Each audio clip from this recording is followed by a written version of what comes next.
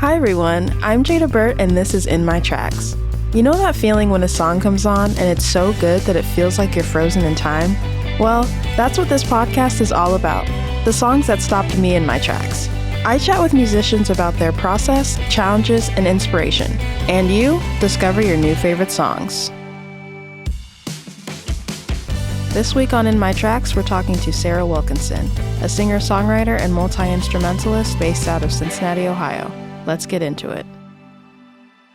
Hello and welcome to In My Tracks. I'm your host, Jada Burt, and today I'm speaking with Sara Wilkinson. Hi there, how are you? Hey Jada, I'm great. How are you doing? I'm great. Thank you for being here. So I'd love to get into just the beginning of your journey. So when did your love of music begin?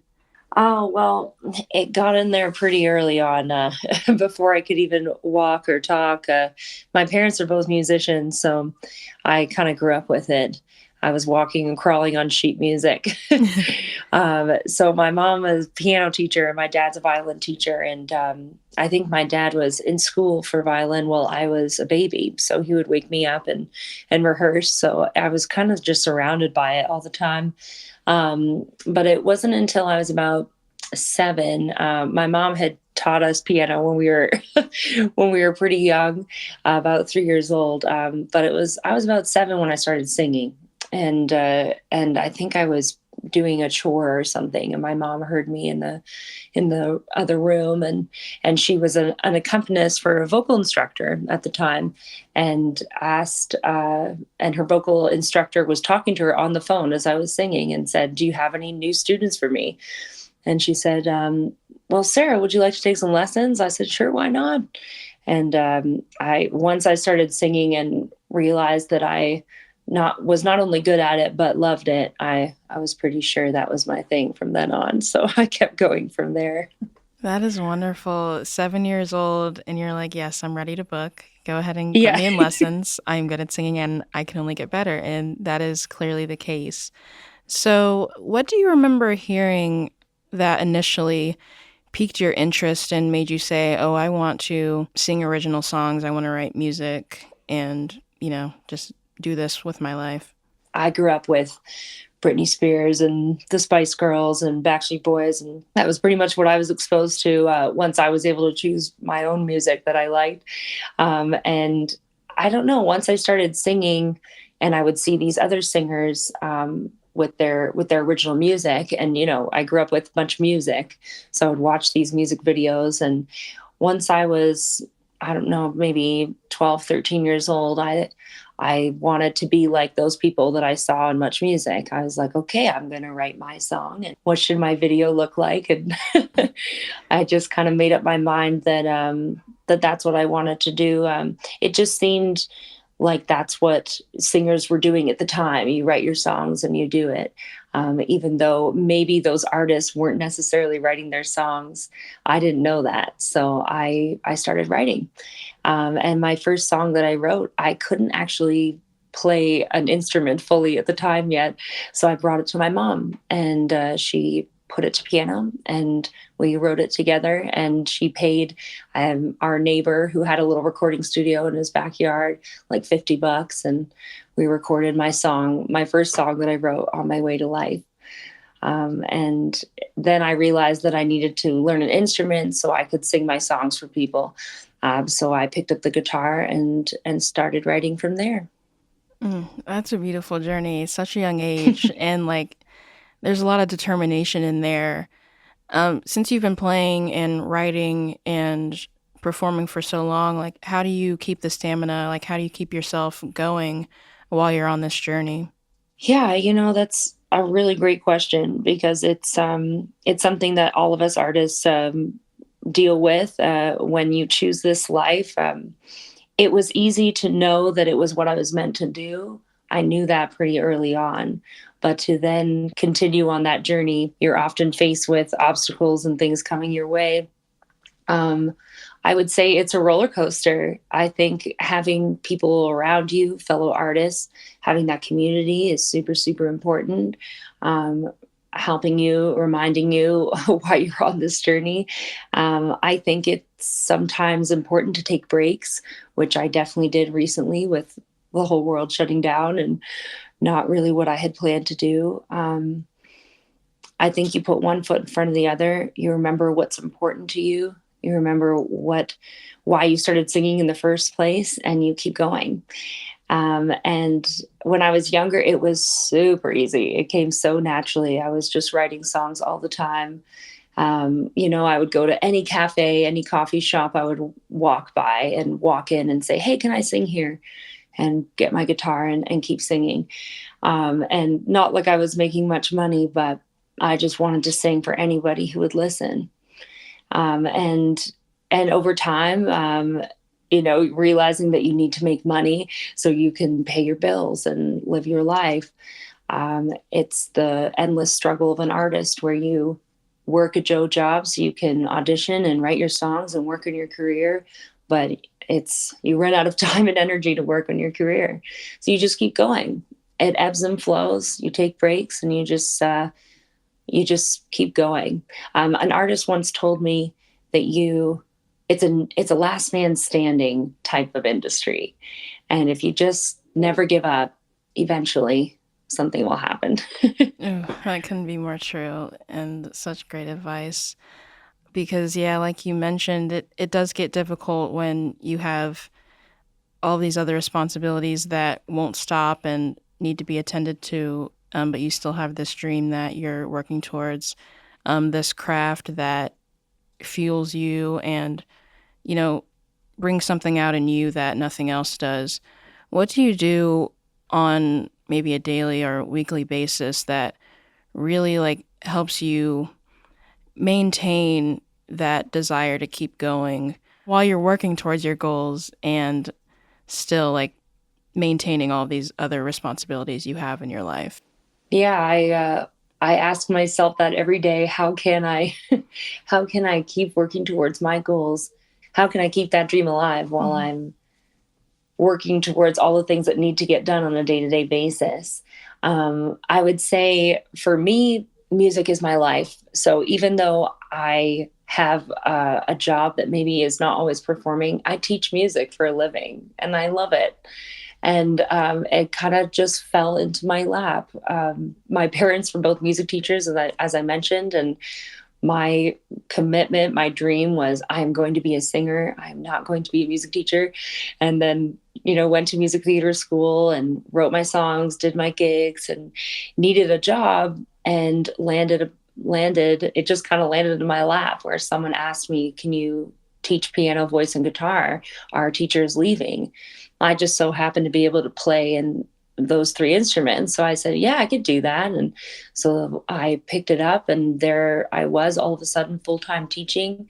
And it's allowed me to continue to work on my career because I'm inspiring every day these young kids and adults to sing or to write or to play or to create. And I have to say that has really helped me keep my dream alive, where every day that I teach a kid a new technique or encourage them to pursue their dream of being a singer, I go to myself, "All right, Sarah, well, you got to do the same. You can't just tell them that and then not do it." So my job that I do, I might not necessarily be getting paid to sing on stage or record albums or tour the world like I would like every day. I do get to go to work every day and teach kids and adults how to sing, how to play, how to write. And then I come home and I make my list, remind myself what's next, get my website back up and running, record the next song. You just keep going, one foot in front of the other. Yes. And it's a beautiful thing to be able to do your work professionally and still be able to come back home and remember why you do it and remember what you want to do with your life. And, that's all you can do. Like you said, keep going. Exactly. But, thinking about yourself as a musician, a writer, an instrumentalist, and performer, which part of the music making process brings you the most joy? That's such a great question. There's different levels to it. I love the process. So there's the whole process of an idea comes to you. That I really love, where I truly feel like I'm the vessel, but I'm not necessarily always creating these beautiful lyrics or melodies. The idea comes, I think that's probably one of my favorite parts of the process is where you're going to the bathroom or you're in the shower or you're walking your dog or you can't sleep at 3 a.m., whatever it may be, and a lyric hits you and you're like, oh my gosh, you have to go and you have to write it down. You have to pick up that guitar and create it. That initial spark, oof, that gets me really excited. So I'd have to say that's pretty much my favorite part of the process.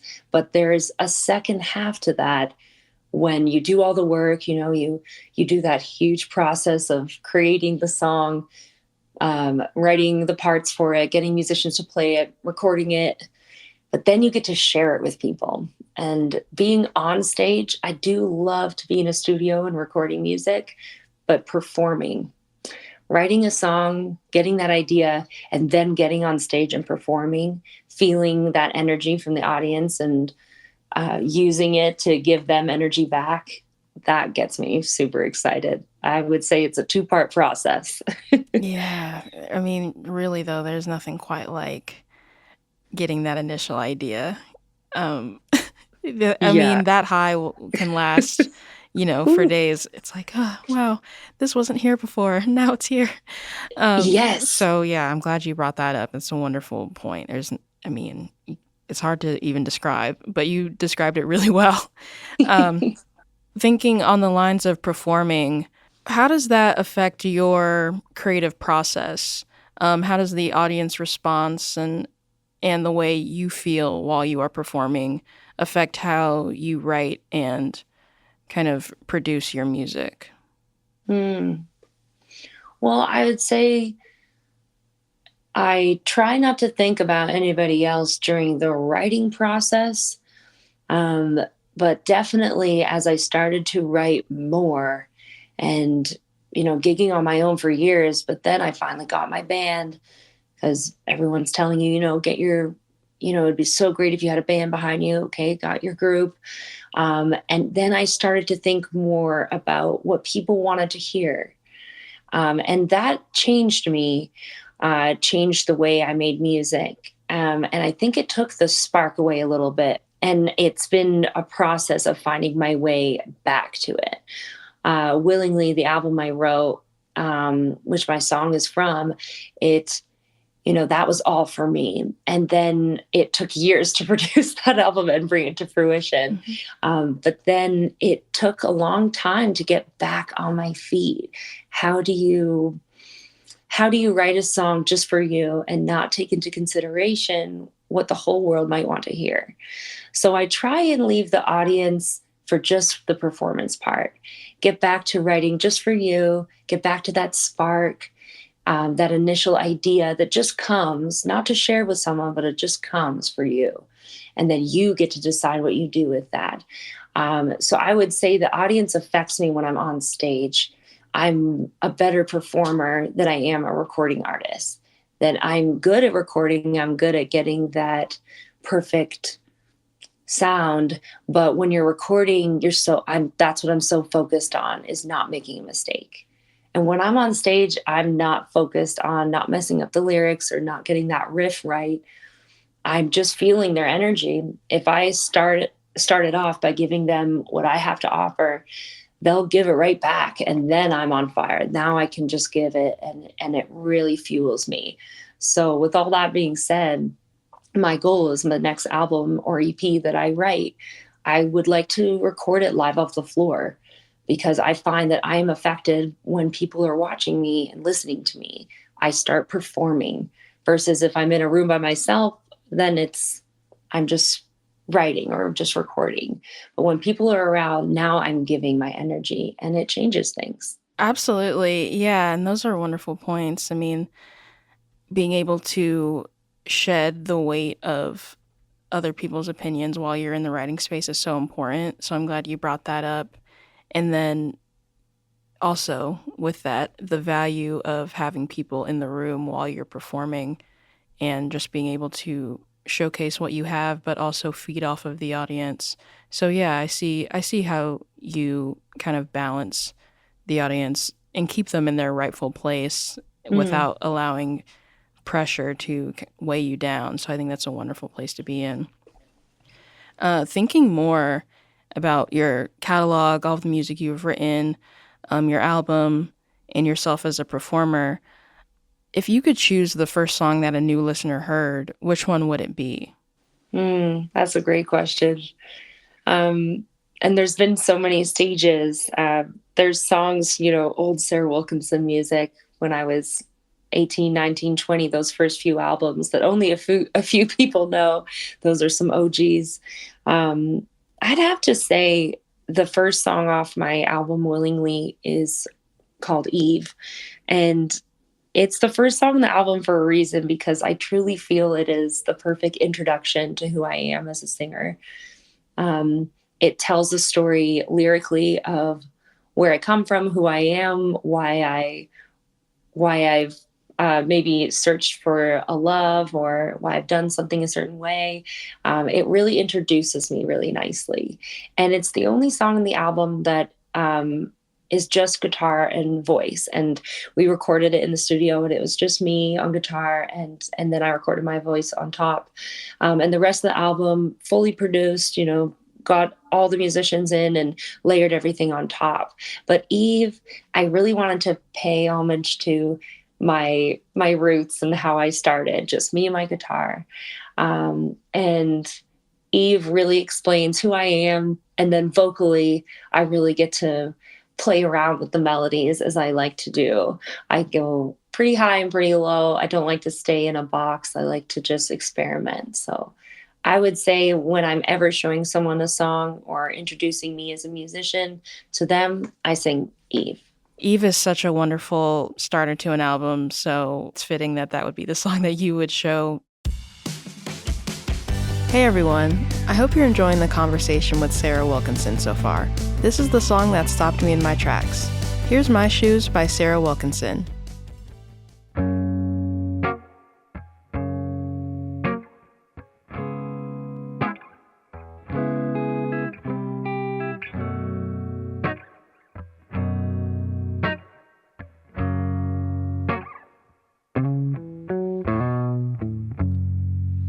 How can I put into words all the things you make me feel? I can't control. Oh, but I so badly want to. I cannot hide all my feelings for you. Oh, but I really don't know what to do. You've heard it all before. A man loves a woman and she loves him back. But what happens to the woman when the man misses that first step? Ooh, he might not know how to admit it. Oh, but she still knows how he feels. What would you do if you were in my shoes? Oh, and what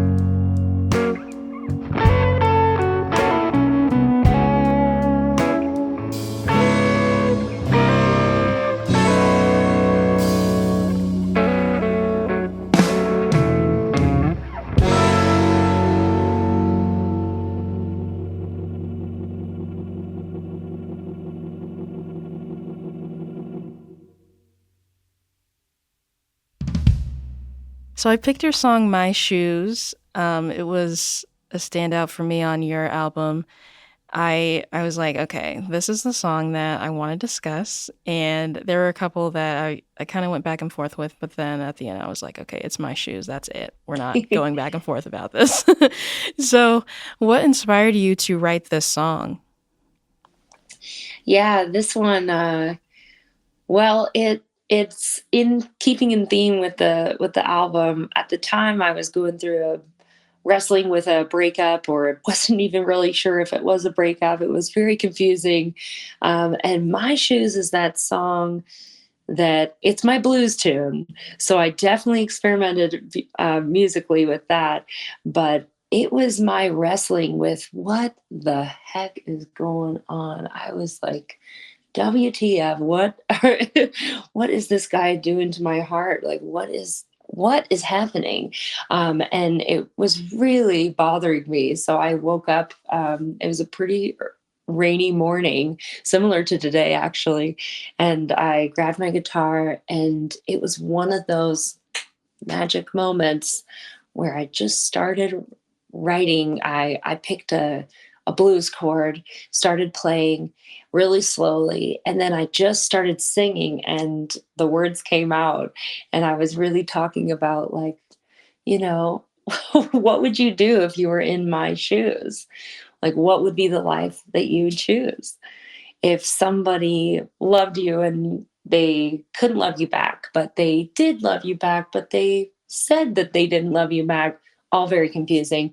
Um, and me being in my mid 20s, living in the city, that was my life. And this guy had his hand wrapped around my heart, and which led to other songs in the album like Heartsbreak and Twisted, having my heart all twisted in a knot. But My Shoes was more like, okay, enough's enough. Let's talk about this. Like, what is the point? What would you do if you were in my shoes? And I just started wailing and really getting into my body and really feeling, and the rest just came out. Brought it to my band, and it became this blues tune. And I really got to wail with my voice that I don't often get to do, which I love, which is what I think makes this song stand out in the album, that it shows off my voice in I don't know, a different way than the other ones.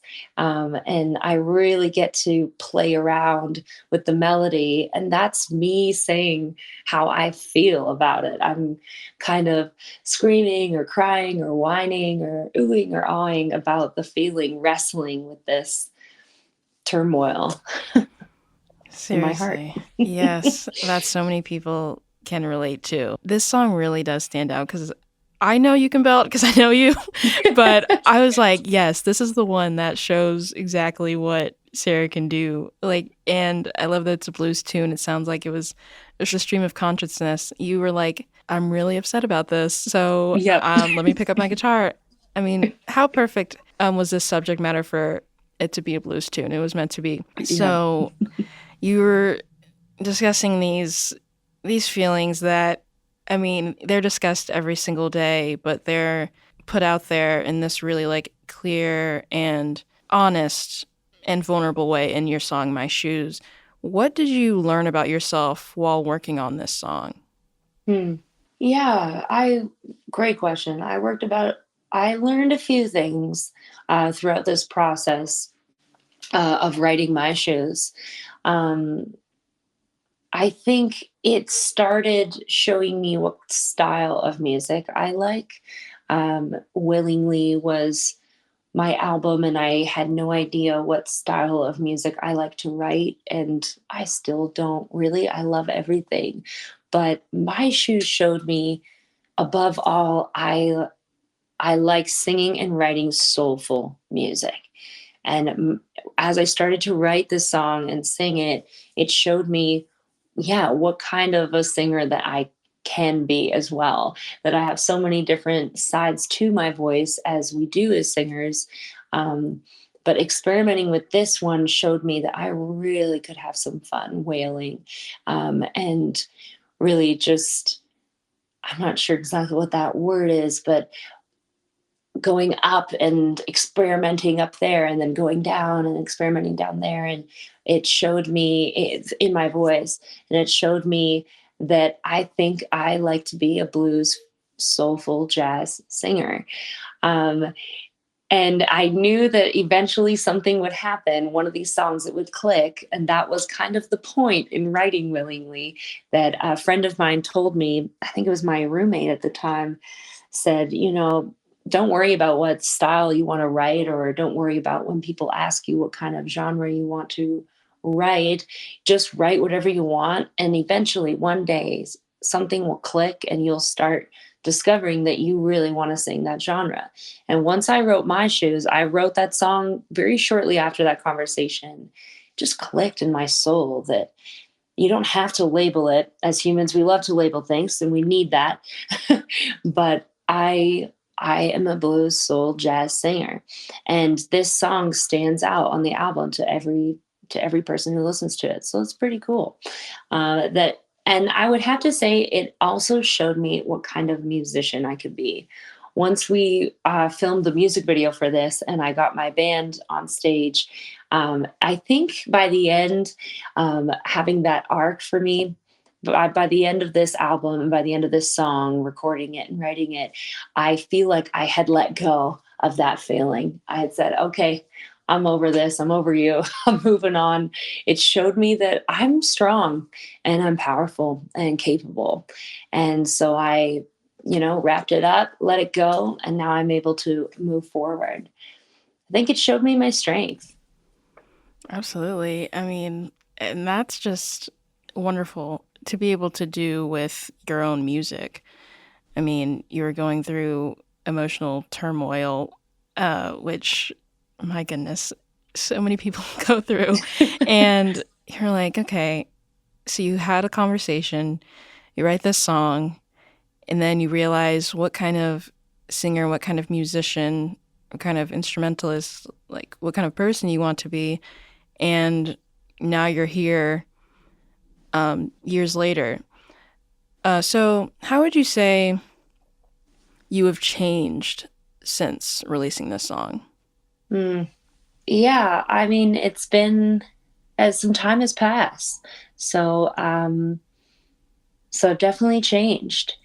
I would say I want to bring that Sara back, that Sara who was fearless and who just wailed and let it out.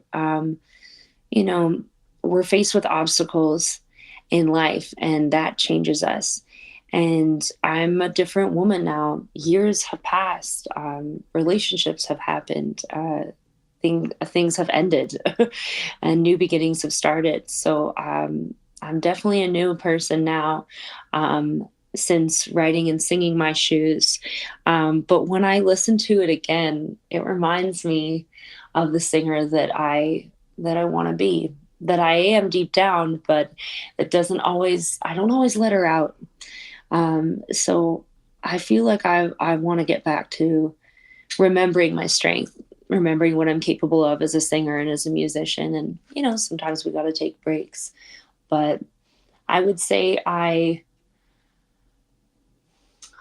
can't quite put my finger on exactly how much I've changed or what it is exactly, but I would say there's a settlingness in my body where I've settled as a human. And I think that now I'm ready to get back at that fierceness as a singer. Maybe mix a little bit of the old and the new and see what's possible. I love to hear that. So pretty much what you have to do after our conversation is over is listen to My Shoes daily and then remember, okay, this is the musician I want to be, and this is my year, and this is the type of music I want to continue to make. So that makes sense. It sounds like you're on your way to really a return to form, while also including all of the experiences you've gained up to this point, all of the skills you've honed in, your craft where it is now. And yeah, what better place to be than there? So in closing, thinking more about where we were at the beginning of our conversation, talking about your musical beginnings and who you were as this like determined child, and now you're an adult. And so if you could speak to your younger self who was just starting her career in music, what would you say?